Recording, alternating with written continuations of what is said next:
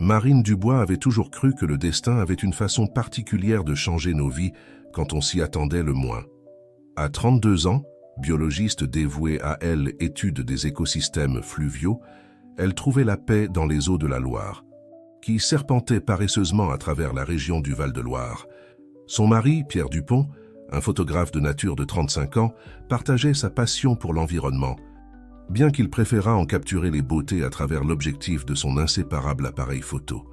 Ce matin de samedi, le ciel se parait d'un bleu intense, pratiquement sans nuages, promettant une journée parfaite pour l'activité qu'ils aimaient tant, explorer les recoins de la rivière dans leur kayak double.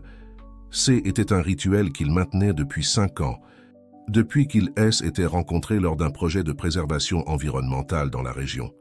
La rivière est différente aujourd'hui, commenta Marine, ajustant son gilet de sauvetage orange tout en observant les eaux qui coulaient avec plus de force que d'habitude. Les pluies des derniers jours avaient considérablement augmenté le volume de la rivière, créant de petits tourbillons à certains endroits. Pierre, finissant de ranger son équipement photographique dans un sac imperméable, sourit à sa femme. Une raison de plus d'être prudent. Nous pouvons explorer les tronçons plus calmes. Son ton de voix portait cette sérénité que Marine admirait tant, une des nombreuses qualités qui l'avaient fait tomber amoureuse de lui.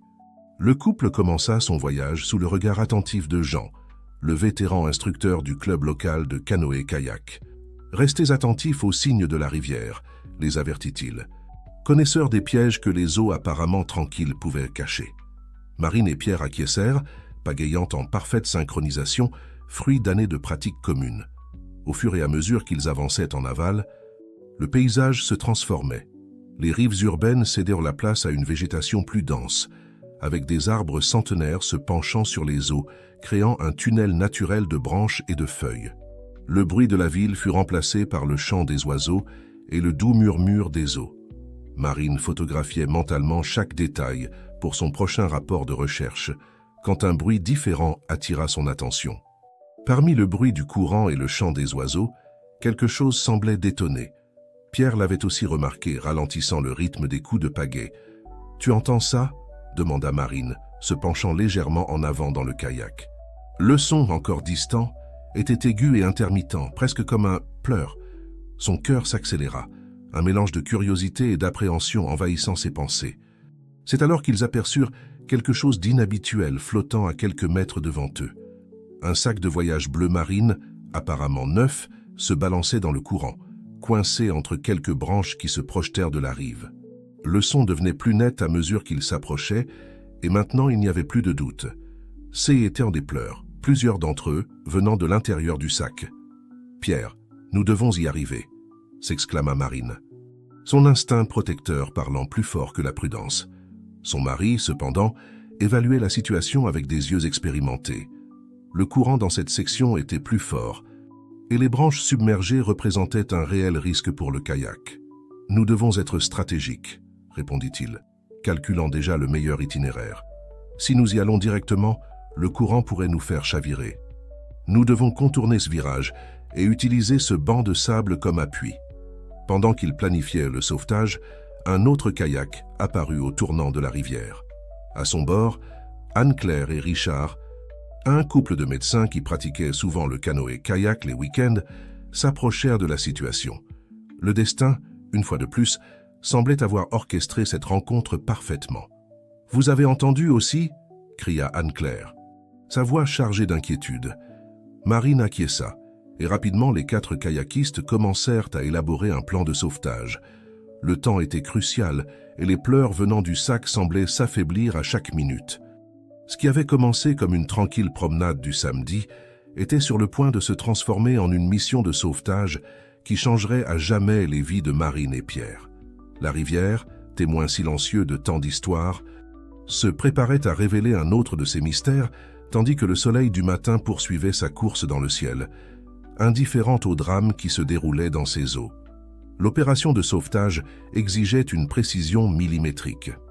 Pierre et Richard positionnèrent leur kayak stratégiquement, formant un angle qui permettrait à Marine et Anne-Claire d'atteindre le sac sans être emportés par le courant. Le son des chiots, de plus en plus faible, accélérait les cœurs des 4. « Nous allons devoir ancrer les kayaks », suggéra Richard, sortant de son équipement une corde de sécurité. En tant que médecin urgentiste, il était habitué à prendre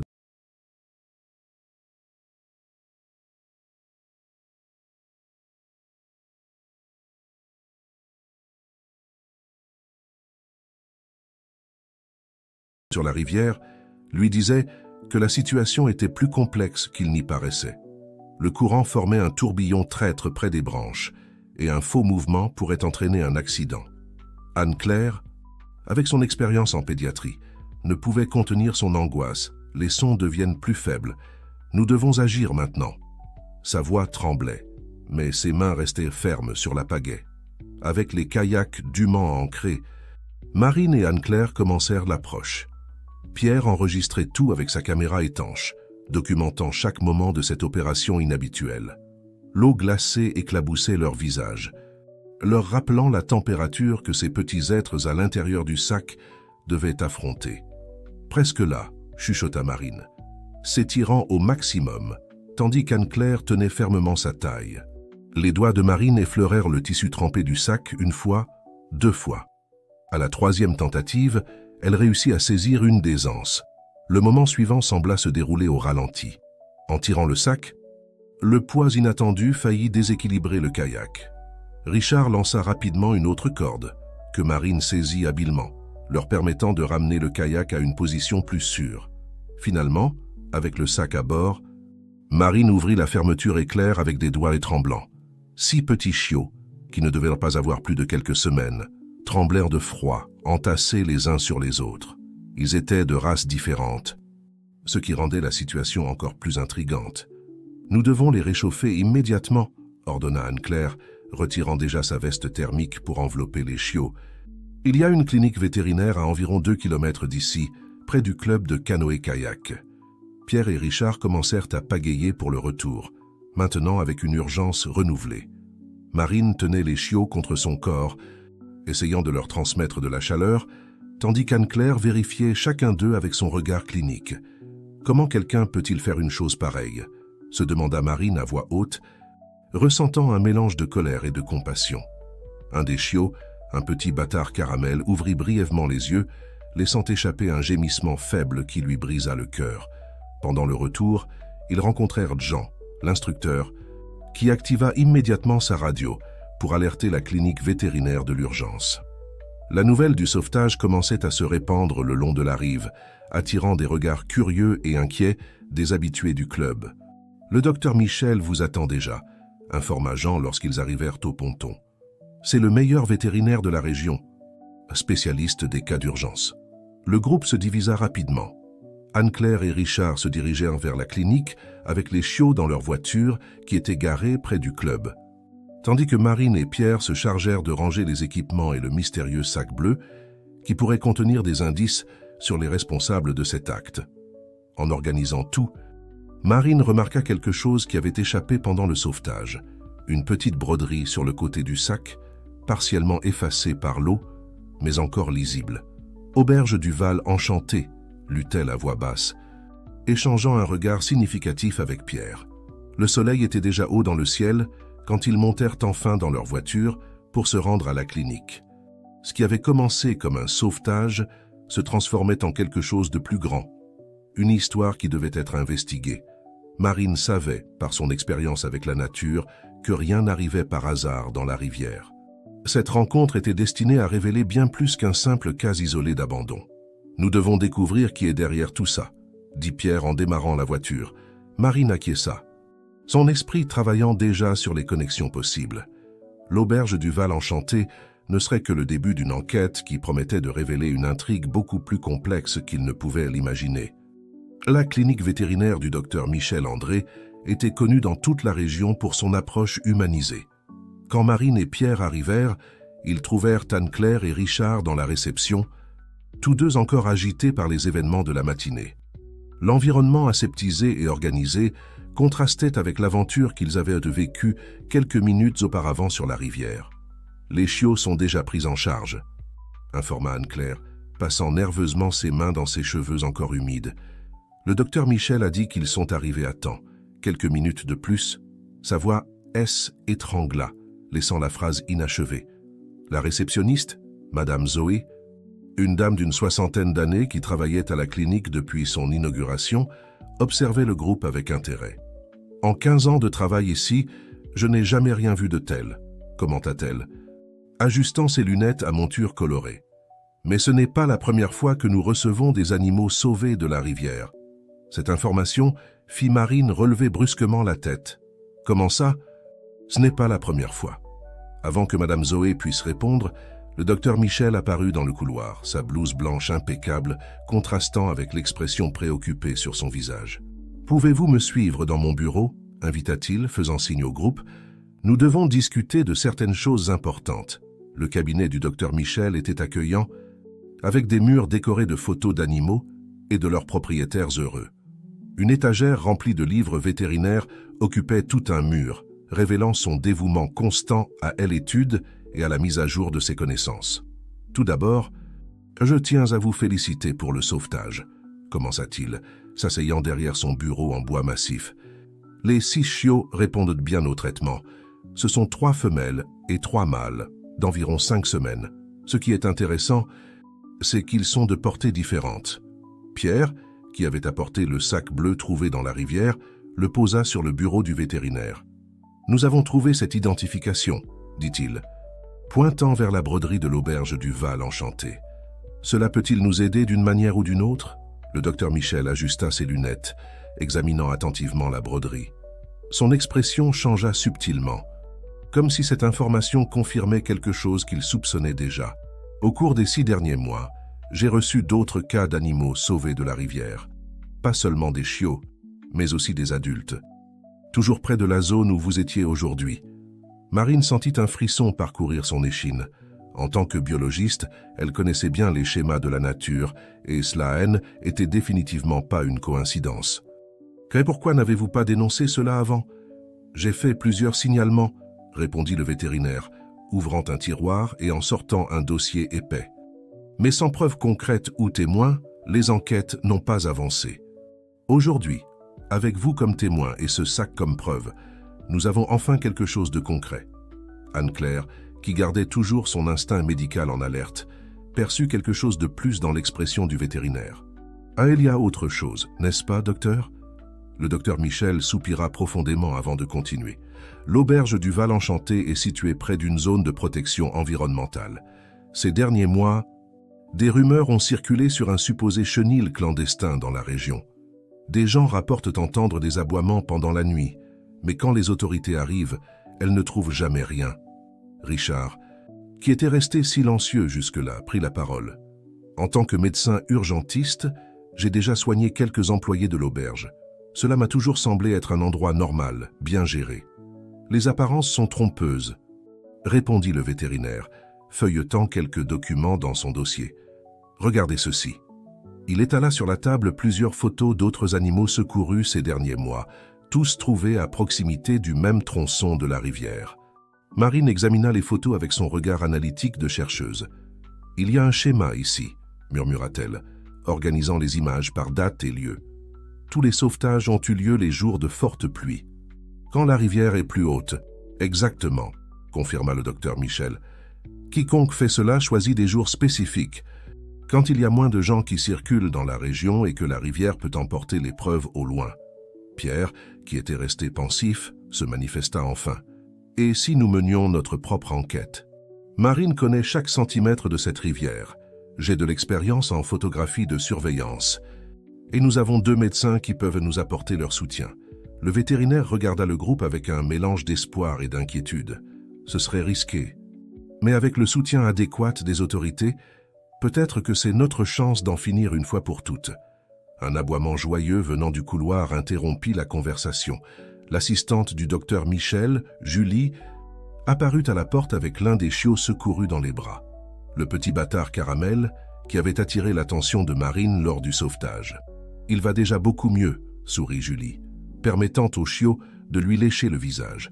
Et il semble avoir trouvé sa fan numéro 1.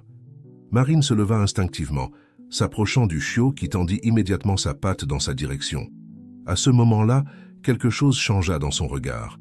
Ce n'était plus seulement une question d'enquête scientifique ou de justice. Il s'agissait de protéger ceux qui ne pouvaient pas se défendre seuls. « Quand commençons-nous » demanda-t-elle, sans quitter le chiot des yeux. Le groupe échangea des regards déterminés, sachant qu'ils étaient sur le point de s'embarquer dans un voyage bien plus grand qu'un simple sauvetage en kayak. Le plan commença à prendre forme le lendemain matin, lorsque Marine et Pierre se réunirent avec Anne-Claire et Richard dans un café discret du centre-ville. L'endroit, pratiquement vide en ce dimanche pluvieux, offrait l'intimité nécessaire pour discuter des prochaines étapes. « J'ai obtenu quelques informations sur l'auberge du Val-Enchanté », dit Richard, faisant glisser une tablette sur la table. Elle a été achetée il y a 8 mois par une entreprise appelée Green Valley Investments. Avant cela, elle appartenait à une famille traditionnelle de la région, les Mendoza. Marine étudia les documents affichés à l'écran tout en remuant distraitement son café à la cannelle. Intéressant. Le début des cas d'abandon coïncide à peu près avec le changement de propriétaire. Anne-Claire, qui avait passé la nuit à faire des recherches dans des groupes de protection animale de la région, ajouta « J'ai découvert quelque chose d'encore plus inquiétant. Ces derniers mois, il y a eu une augmentation significative du nombre de personnes recherchant des animaux perdus dans un rayon de 50 km autour de l'auberge. » Pierre, qui gardait toujours son appareil photo à portée de main, montra quelques photos qu'il avait prises lors du sauvetage. « Regardez ça !» dit-il en pointant un détail agrandi du sac bleu. « Il y a un code de série partiellement visible sur l'étiquette. J'ai réussi à le retracer. Il fait partie d'un lot vendu exclusivement aux hôtels et auberges de la région. Nous avons besoin de preuves plus concrètes, réfléchit Marine. Des années de recherche scientifique façonnant sa pensée méthodique. Je suggère que nous commencions par cartographier la zone. En tant que biologiste, je peux justifier ma présence dans la région par une étude sur la faune locale. » Richard acquiesça, ajoutant « Anne-Claire et moi pouvons aider les week-ends. En tant que médecin, nous avons accès à des équipements qui peuvent être utiles, comme des caméras thermiques portables de l'hôpital. J'ai déjà une idée. » Pierre ouvrit son ordinateur portable, montrant une carte détaillée de la région. « Nous pouvons installer des caméras de piste à des points stratégiques. Elles sont discrètes, résistantes à l'eau et activées par le mouvement. » Pendant qu'ils discutaient, Julie, l'assistante du docteur Michel, entra dans le café. Ce N n'était pas une coïncidence. Ils avaient convenu de sa participation à la réunion. En tant qu'ancienne habitante de la région, ses connaissances seraient précieuses. L'ancienne propriétaire de l'auberge, Madame Carmen Mendoza, vit toujours en ville, informa Julie, se joignant au groupe. Elle n'a pas vendu la propriété de son plein gré. Il y avait des dettes, et Green Valley a fait une offre qu'elle ne pouvait pas refuser. Marine prit rapidement des notes dans son carnet de terrain. Nous devons parler à Madame Carmen. Elle doit connaître chaque centimètre de cette propriété. Il y a plus, continua Julie, baissant la voix.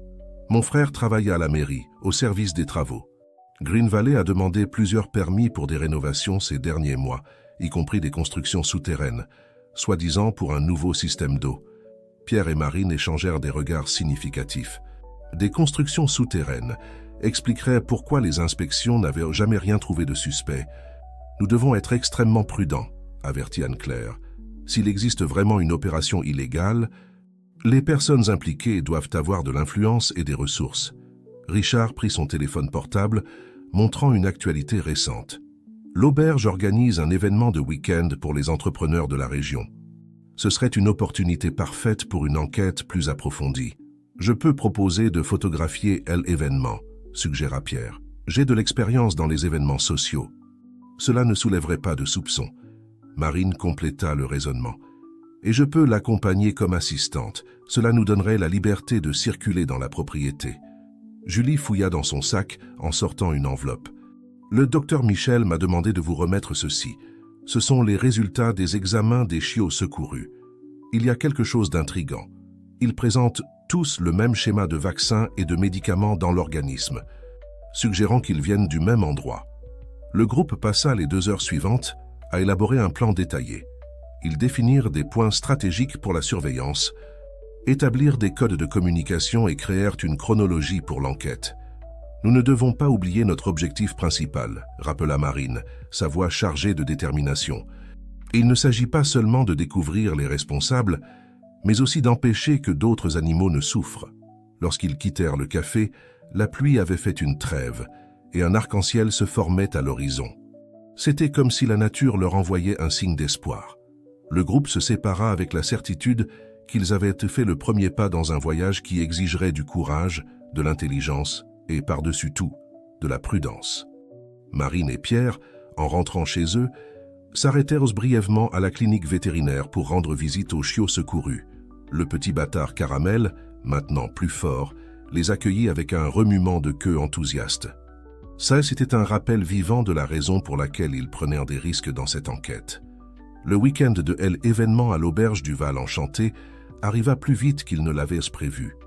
Marine ajustait le col de sa chemise noire, uniforme standard d'assistante photographe, tandis que Pierre vérifiait ses équipements pour la 3e fois.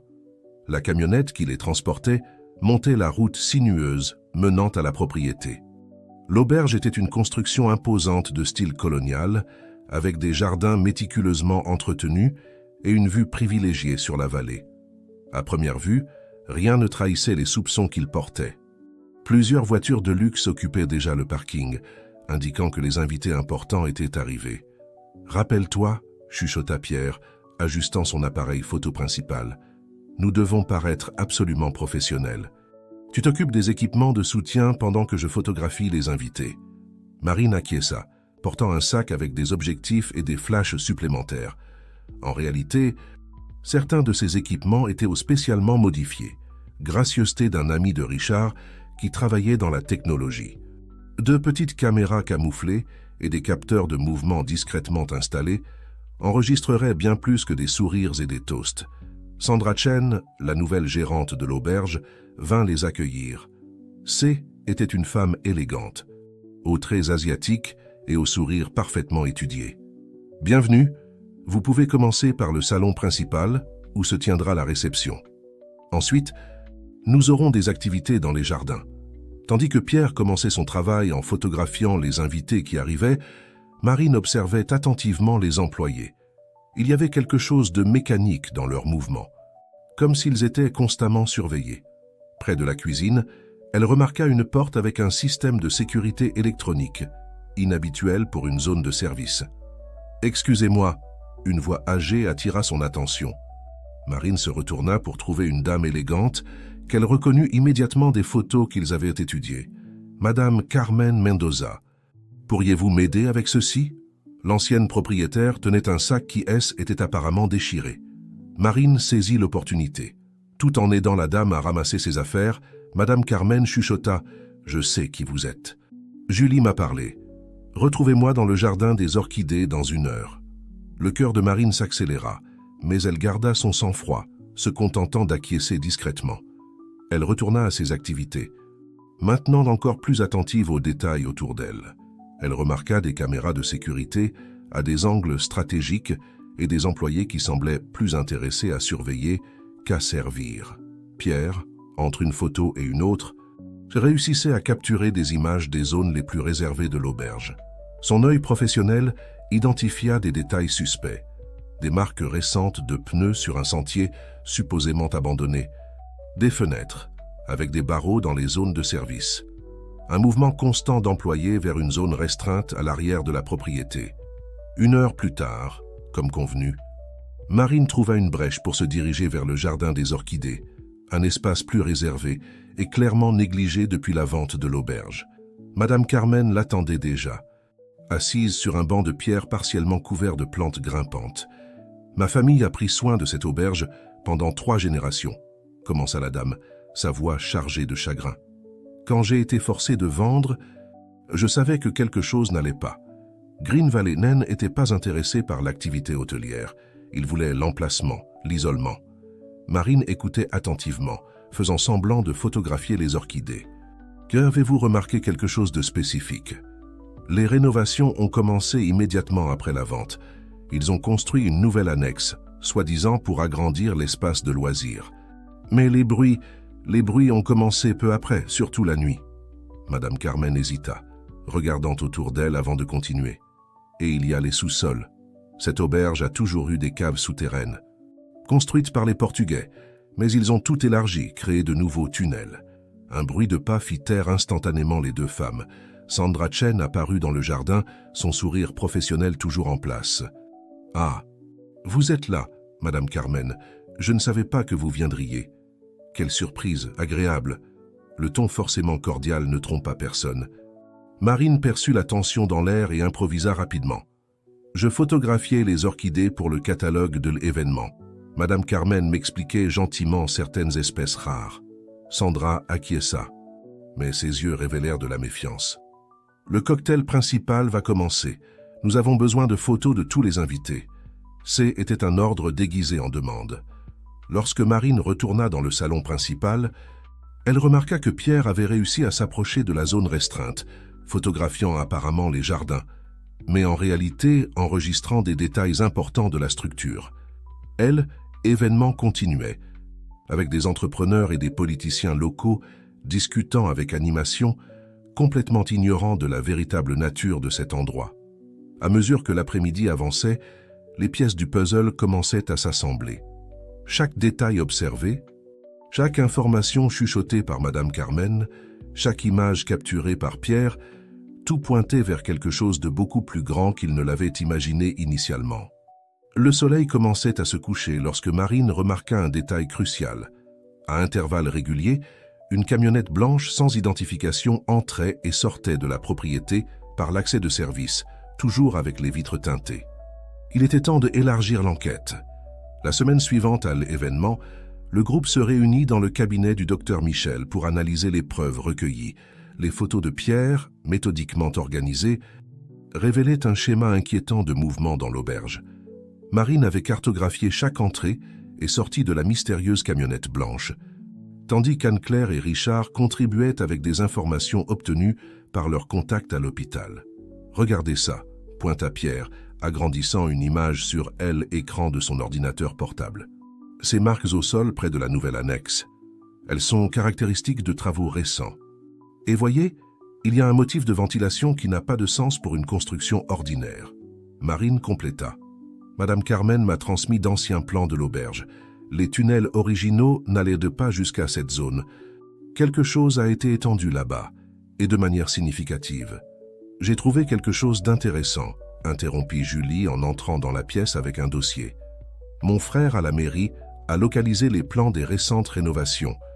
Officiellement, ce ne sont que des extensions pour l'espace de loisirs, mais les calculs des matériaux de construction ne correspondent pas. Ils ont demandé suffisamment de béton pour une structure beaucoup plus grande.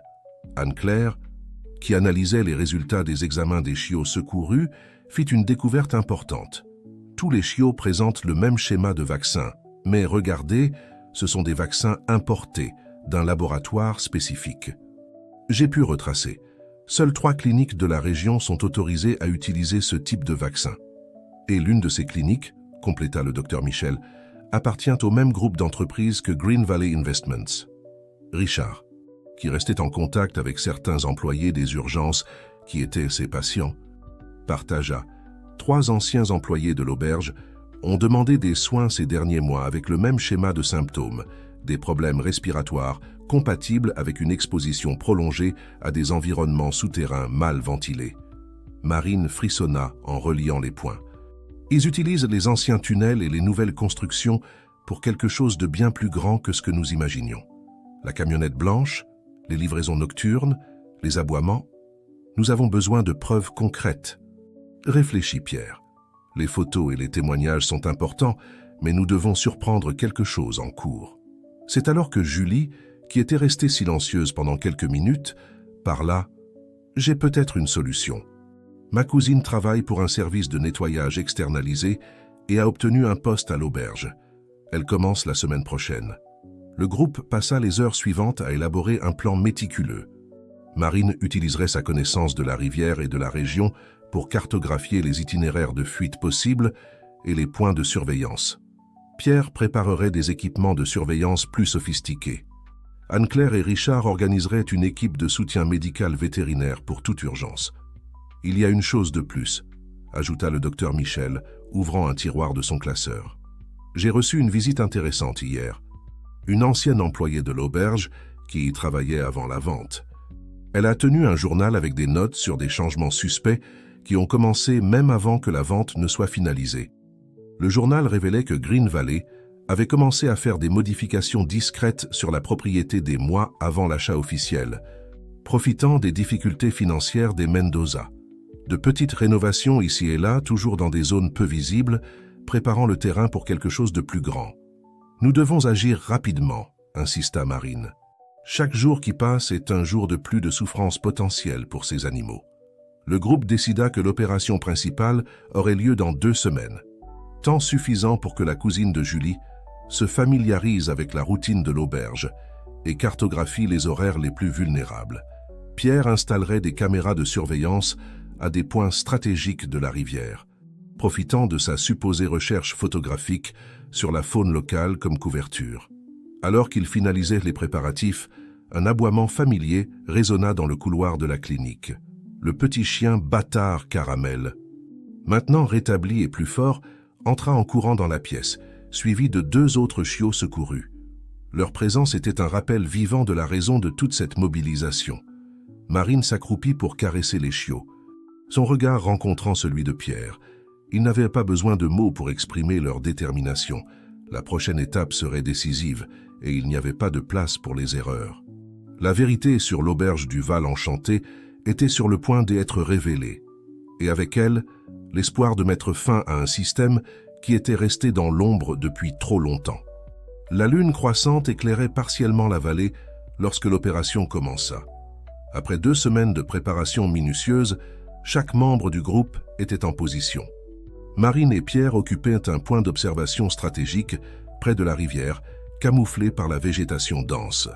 Anne-Claire et Richard attendaient dans une camionnette équipée de matériel médical, discrètement garée sur une route secondaire. « Position 1 confirmée », chuchota Marine dans la radio, observant à travers un équipement de vision nocturne. La cousine de Julie, qu'ils avaient surnommée l'informatrice, avait confirmé que les mardis, après 23 heures, il y avait le plus de mouvement dans les tunnels. Pierre ajustait sa caméra spéciale avec capteur infrarouge lorsque la familière camionnette blanche apparut sur le chemin de terre menant à l'arrière de l'auberge. « Mouvement à l'entrée sud », alerta-t-il, commençant à tout enregistrer. À travers les caméras préalablement installées, ils purent observer un schéma inhabituel de mouvement. Des employés qui n'apparaissaient jamais pendant la journée émergeaient des ombres, coordonnant une opération qui semblait bien rodée. Kels, informatrice, avait réussi à placer de petits microphones à des points stratégiques, permettant au groupe de capter des fragments de conversation. « Chargement spécial aujourd'hui », dit une voix masculine. L'acheteur chinois attend la confirmation. Marine sentit son cœur s'accélérer.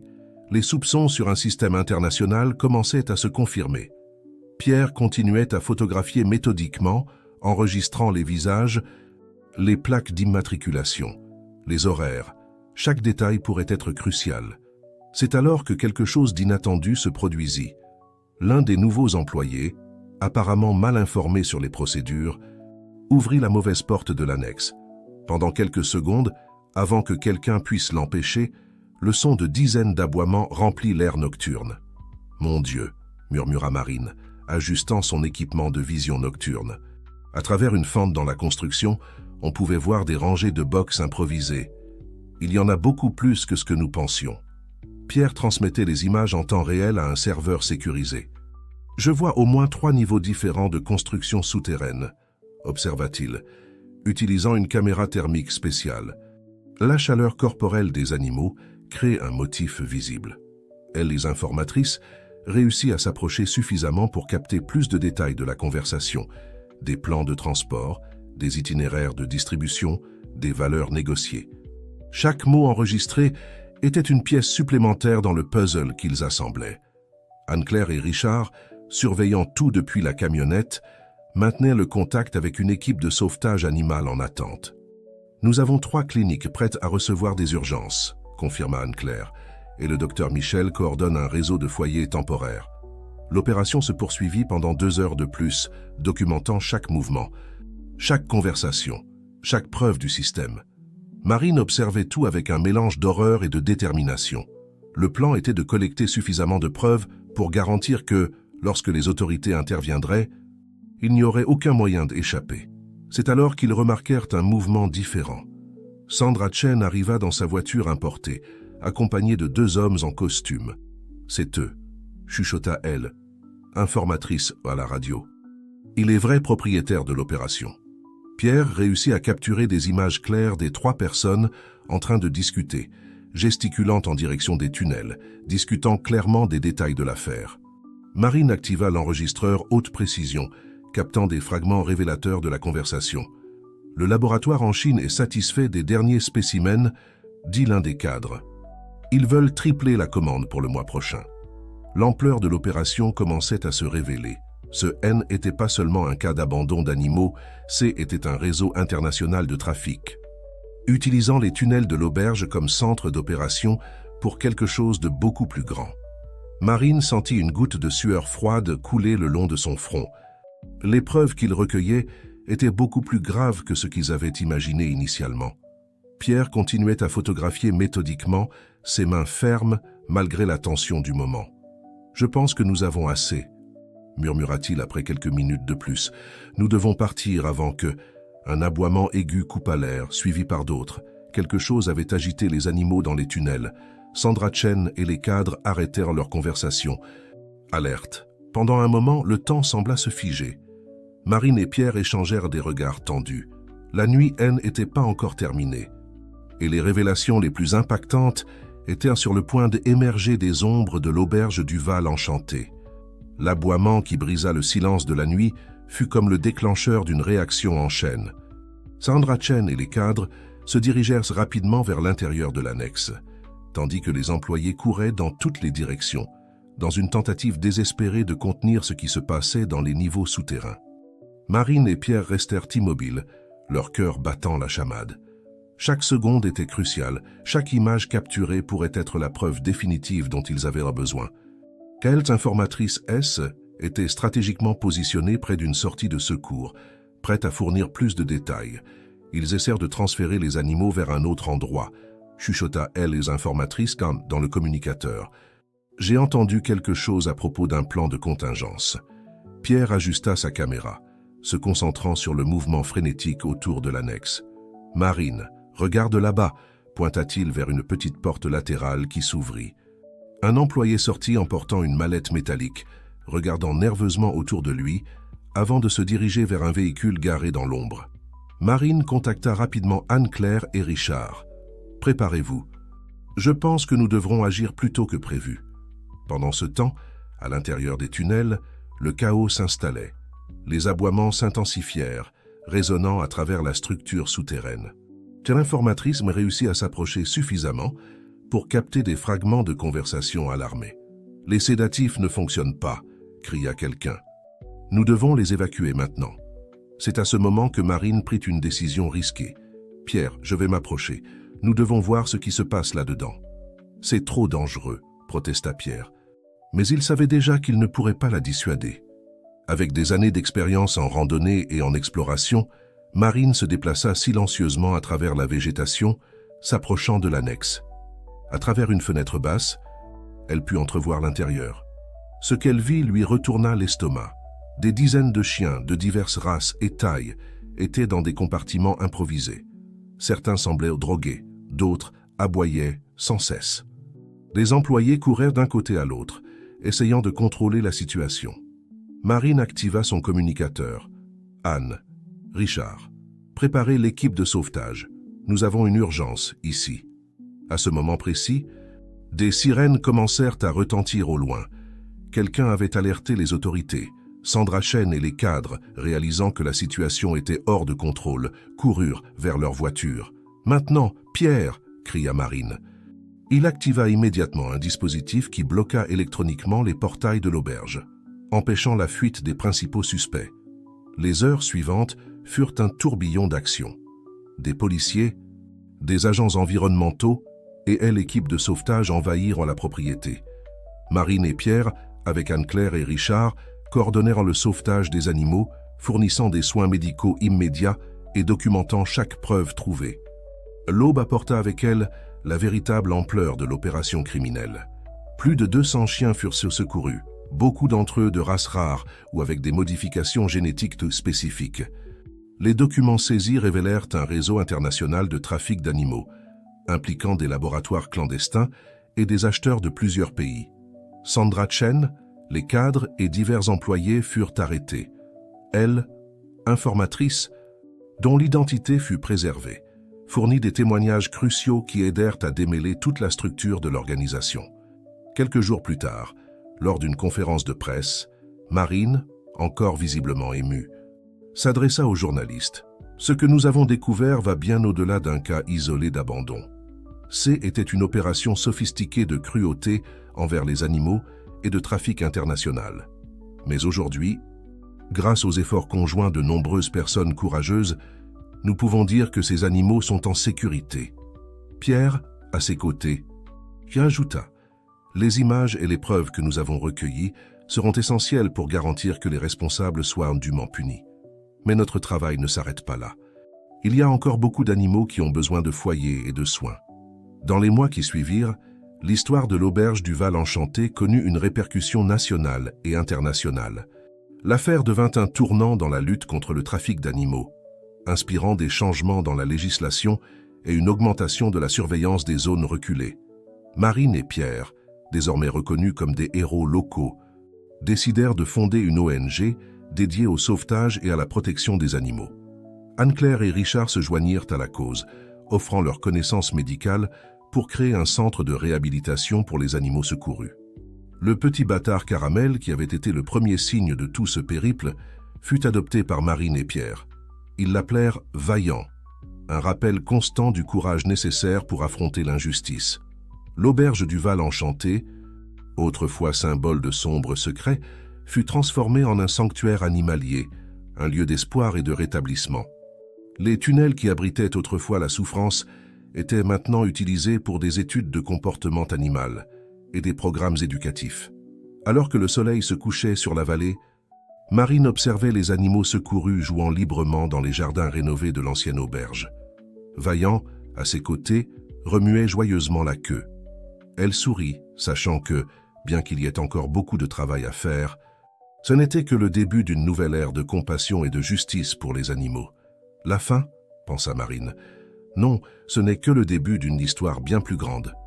Tandis que le crépuscule enveloppait la vallée, Marine et Pierre se tenaient côte à côte, contemplant le paysage transformé.